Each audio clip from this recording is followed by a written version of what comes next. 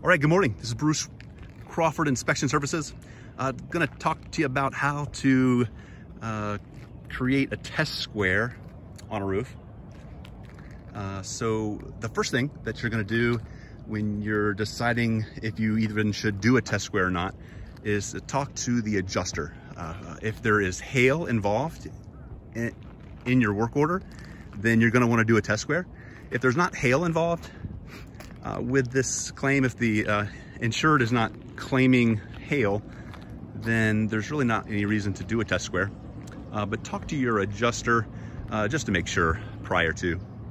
Okay, so first of all, we want to find what's called collateral damage, and this is just evidence of hail.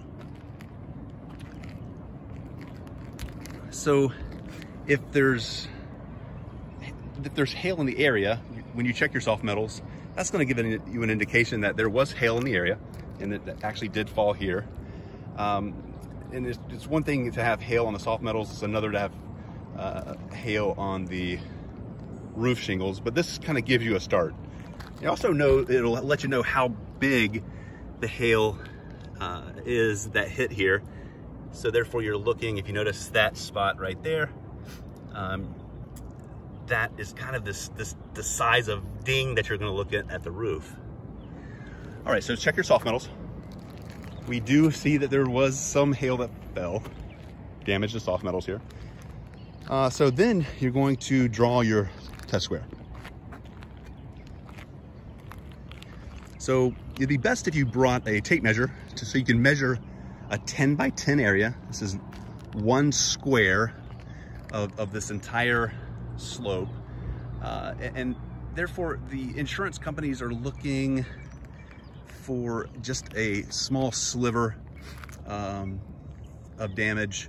So it saves you, let's just see what fell in this one square as opposed to counting, the football field of roof that you have to deal with here. So whatever we find in this square is then extrapolated out over the entire roof.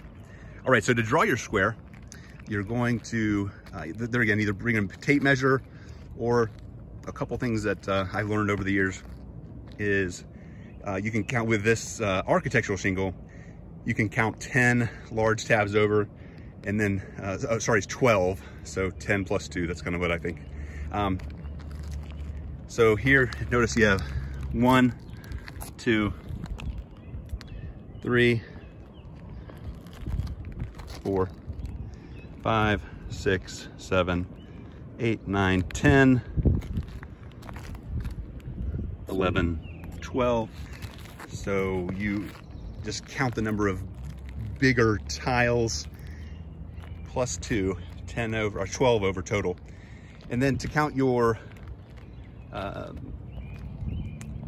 up and down, you're going to count just 2 rows at a time. So this is going to be 1 foot. 1, 2, 3.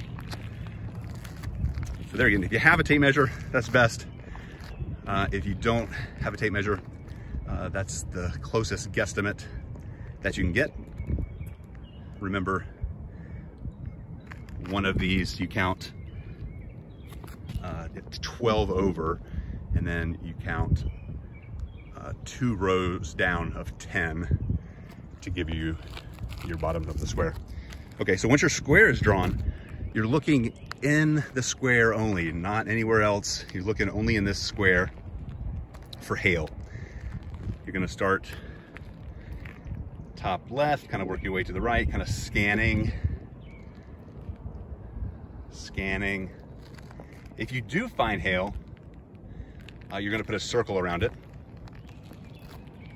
I didn't see any hail on this one, nor did the field adjuster. So you're scanning the entire square. And now we're ready to write the damage counts.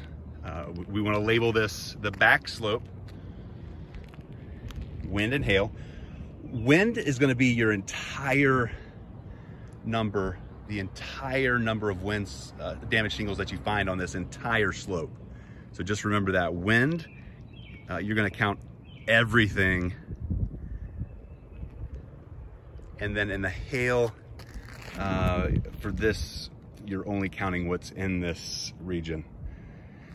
Just real quick, I wanna show you the other slope here and how we wrote the damage counts on this one.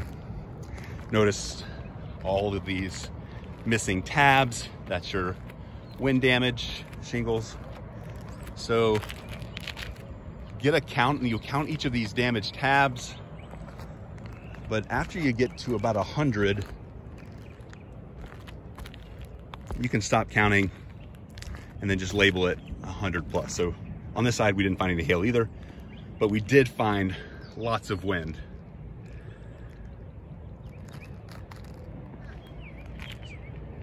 So good luck. Take care. Have a great day.